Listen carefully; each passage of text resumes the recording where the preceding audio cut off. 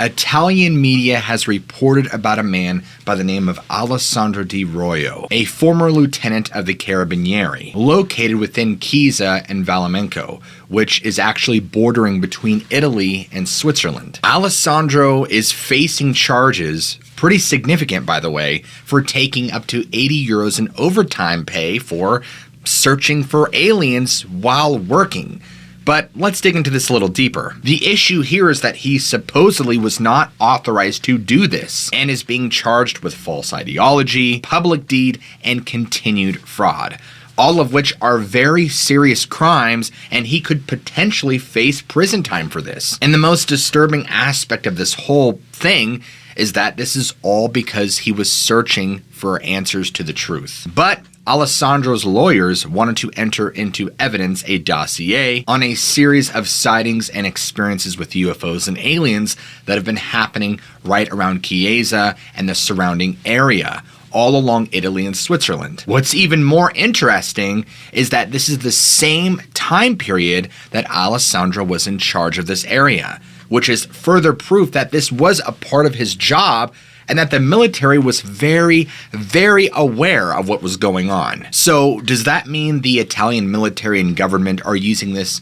as a scapegoat to press these charges to silence what he knows? But as you see, this is nothing new under the sun. Governments and military have been accosting and threatening citizens with more than ample information for a pretty long period of time. But specifically, back in 2011, there had been a growing number of UFO cases all around the Italy-Switzerland border area. Specifically, residents were reporting what they were seeing as round objects in the sky, and these ample amounts of unidentified sightings actually continued up until 2013, with no explanation given by any government whatsoever. In fact, it was primarily ignored for the most part, and I think citizens kind of just got used to it. In 2013, the attention was finally brought to the Carabinieri by one of the local women who reported seeing more strange things that she could not properly explain or identify. She described it as a strange fear of pulsating lights. Now, what could that possibly be? Now, what's interesting is the commander at the time was none other than Lieutenant Alessandro Di Roio. And to make the plot thicken even more, he had brought everybody in who reported these sightings and cases and recorded and documented everything. And of course, these reports were sent in higher up, specifically the Ministry of Defense. Now, if we fast forward 6 years later to 2019, Alessandro's superiors and the Ministry of Defense itself threatened and warned him to stop investigating this, stop taking information, stop collecting anything you can on this subject, and stay away from the general topic of UFOs, aliens, and extraterrestrials. But the real question is why? Why were they so adamant about threatening him to stop? Was he getting close to answers to the truth, or was he potentially about to fall into something that would have unveiled a lot of sensitive information that the government at the time was hiding? And at the time, Di Roio did not listen to his superiors or the Ministry of Defense. Instead, he decided that his loyalties lie elsewhere, and he was adamant about bringing this information to light. Unfortunately, he's now paying for it legally, which could hurt or potentially damage his career, if not a whole lot worse. But others would argue that it's because he put 2 extra hours on his time card for 80 euros, which is believed to be the scapegoat of him being charged with all this stuff. That they could use that, saying that, yeah, Alessandro wasn't doing what he was supposed to be doing, and it was actually his incompetence and his disobedience. But in actuality, it seems that they were searching for a reason to nail him. And this is when he was charged with false ideology and fraud against the state. And currently, as I'm creating this video right now, his case is actively in court. And even his lawyer, Marco Della Luna, stated this: "My client is on trial because he refused to keep that documentation in the drawer. As a result, for the first time in a criminal trial, the aliens entered. The court, after 2 interrogations, admitted the production of a dossier of photographs and reports of a police command. in which both aliens and strange aircraft appear. A web source known as the UFO Casebook has actually published photos and sightings of this, who were initially reported by locals of the area. The strange unidentified crafts, strange shadows, and ominous lights in the sky that had been reported since around 2011. It's these photos alone that are going to act as a major defense in DeRoyo's case, but he's still charged with fraud. The ongoing prosecution is that many believe that a lot of these photos are fake and that supposedly Alessandro was aware of this, even possibly creating some of these himself and submitting them to his superiors and the Ministry of Defense, while actually committing that would indeed be fraud. But DeRoyo and his lawyers claim and vehemently stand by that these are 100% authentic and real photographs. So the dossier was allowed in court, but let's ask the most important question of all. Why did Alessandro's superior and the Italian Ministry of Defense demand and accost him to stop? Like, what's that all about? I think if we look at both sides of the coin here, there's not really a good answer, because if these cases are true, then why is this small area of the world such a hotbed for all sorts of UFO activity and paranormal accounts to be witnessed? Something's going on, but if these accounts are false, why would an officer of his caliber risk his entire career? It just doesn't make sense. Now, obviously, as you can imagine, this is not an easy mental load to take. Even DeRoyo has told Italian media that the pressure from the Ministry of Defense and his superiors, and of course the court case, has all taken a major toll on his mental health.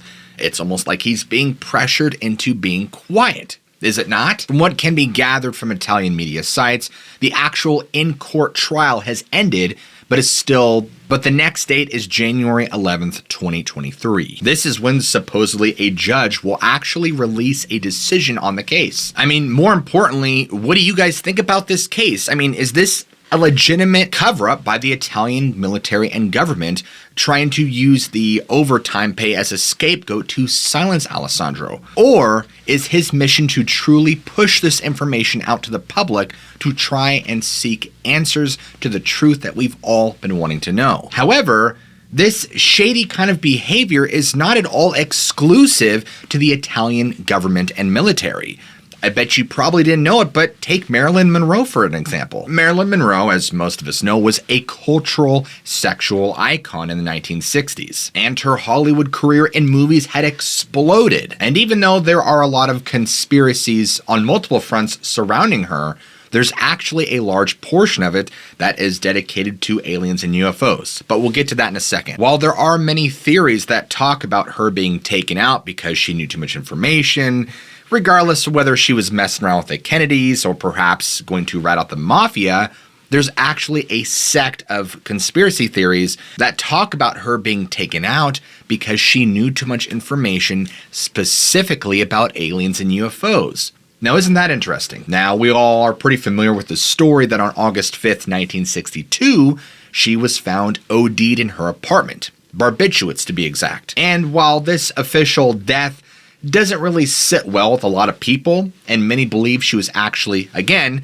taken out because she knew too much information. But the real question we need to be asking is who and why. And more importantly, this is all good and dandy, but how does it relate to UFOs? Well, one UFOologist believes he has the answers. A Dr. Stephen Greer firmly believes that all of this traces back to when she had her alleged affairs with both the Kennedy brothers. His theory is that allegedly Robert Kennedy was so paranoid and anxiety-ridden about his secret affair getting out to the public ear, he had actually taken the step further to wiretap her phone to ensure that she wasn't giving away any sensitive information that he, for whatever reason, had told her. What's interesting is in 2017, a documentary called Unacknowledged was released by a Michael Mazzola, which largely focused on government contact with UFOs and extraterrestrials and the conspiracy and cover-up behind it. And sure enough, during the documentary, Monroe pops right up, and within this documentary,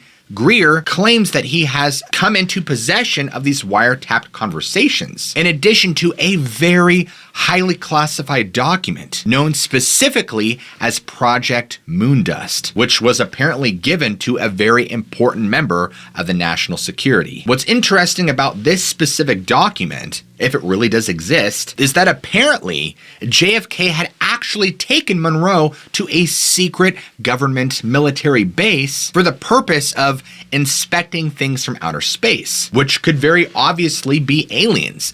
The very same ones potentially taken from the Roswell crash. To give more authenticity to this supposed project document, it actually goes on to list several real high-ranking officials. To take matters further, the supposed transcripts of the wiretapped conversations reveal that Monroe was getting very agitated and anxiety-ridden about her being broken up with the Kennedy brothers and the fact that she was about to unveil all in a supposed press conference that never actually happened. Because she had been dumped, she was adamant about unveiling every secret she knew to the public ear, or any who would listen and take her seriously. Now, obviously, as we've learned throughout history, you can't just go and spill important secrets. I mean, people have gone missing for much less. But the secrets she was specifically going to spill were the ones about the secret airbase. Something so extremely confidential and sensitive that Kennedys supposedly could not have it.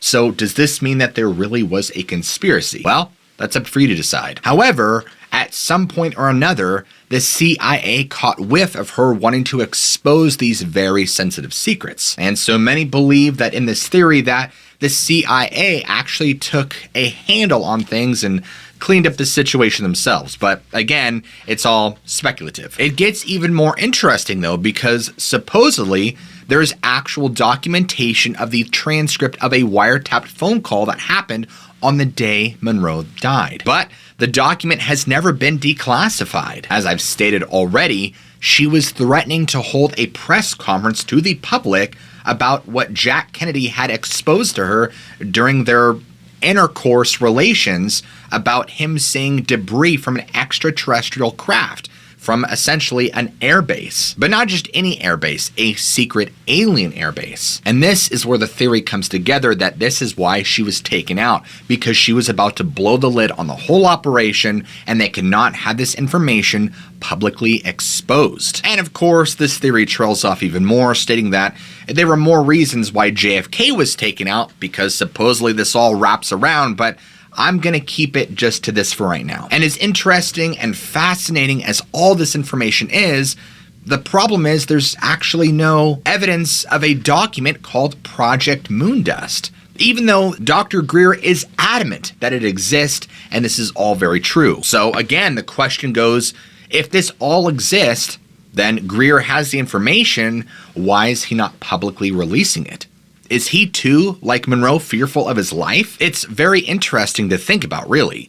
And while the documentary isn't really substantial proof that all this is real, it does add a sensational flair to the concept that this could very well be a genuine theory, if not truth. However, just because somebody presents a piece of information and they have good cause for it, doesn't necessarily make it truthful. In fact, many skeptics call this documentary sensationalized fluff with very silly, convoluted arguments that have no factual backing. However, on the upside, it does have a pretty significant level of professionals and former high-level security and military personnel who, for whatever reason, maybe they don't fear their lives, are going on record to confirm that these theories are indeed truthful. But again, there's no video footage or pictures really of any supposed alien evidence. But the moral of the story for this documentary is that Monroe was taken out because she was going to expose the entire alien agenda and nothing else, because John Kennedy spilt the beans during their pillow talk. The entire alien phenomenon is a strange one because it is shrouded in mystery, conspiracy, and cover-ups from all sides. So it's very interesting for me as an entertainer and presenter to all of you when I get these strange stories from eyewitness accounts all around. Stories that not only detail horrific alien abductions that are akin to satanic ritual abuse, but stories that are reminiscent to South Park's Man, Bear, Pig, and even more bizarre, electronic failure. For example, an eyewitness by the name of Jonas had sent me a story in which back in 2016, he was driving about 9:30 at night in Green Bay, Wisconsin. And as he's driving down the road at night, he sees something large darting across the road, doesn't know what it is, but slows down casually and keeps going. But he's checking his side mirrors and his rearview mirrors because he's trying to make sense of what it was.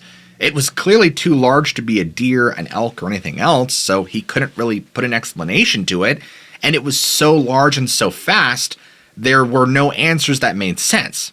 It wasn't a coyote, wasn't a black bear, he couldn't wrap his head around it, so he just tried his best to ignore it. What's interesting is as this creature, or unidentified animal, had gone over the road in front of Jonas's vehicle, he describes getting somewhat of a good look at it, and described it as a large, unidentified black animal. His claim was that it was running on all fours, and did not match the physical descriptions of a bear or any other animal he's familiar with. But again, he has his windows rolled down, he's checking his mirrors, he's checking his rearview mirror, nothing makes sense, and so he ignores it, keeps on going down the road, trying his best to ignore what had just happened. He wasn't exactly fearful, but just trying to ignore the explanation that could not present itself. And so about 20 minutes later, he starts getting this weird smell in his car. And he describes it, it's very thick like a thunderstorm, a very wet smell. And you could see, because the way the moon was positioned, the night was clear as a whistle.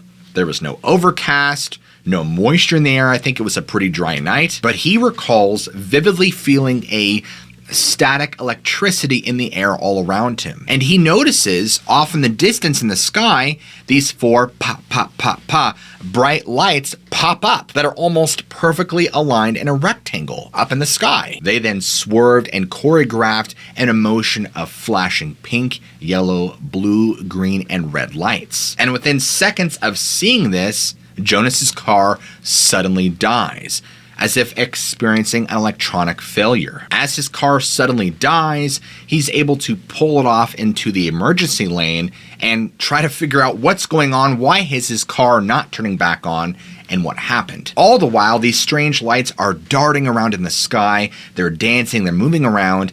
He's really the only one on the road at this time. There's no other traffic he could see in his vicinity, but the lights would appear to get brighter and brighter and brighter, and then they'd retract and shrink and dart around the sky. And they'd get brighter and brighter and brighter. They'd retract again, they'd shrink, and they'd go dart across the sky. And sometimes the lights would come together to form the rectangle.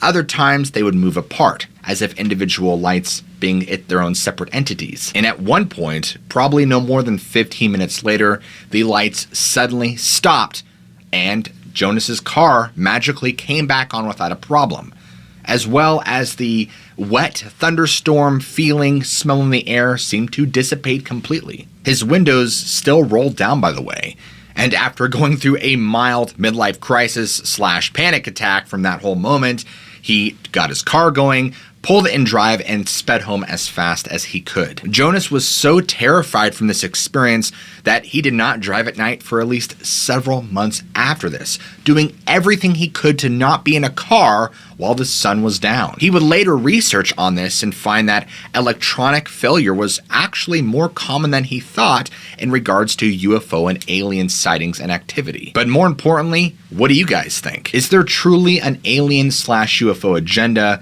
that the government and military is actively trying their best to hush and keep everything quiet? Or are these just a series of coincidences, misidentifications, and people who are absolutely crazy? I'd love to hear what you think, so please let me know what you think down in the comments below. As always, I love you all, keep an open mind, and I'll see you guys in the next video.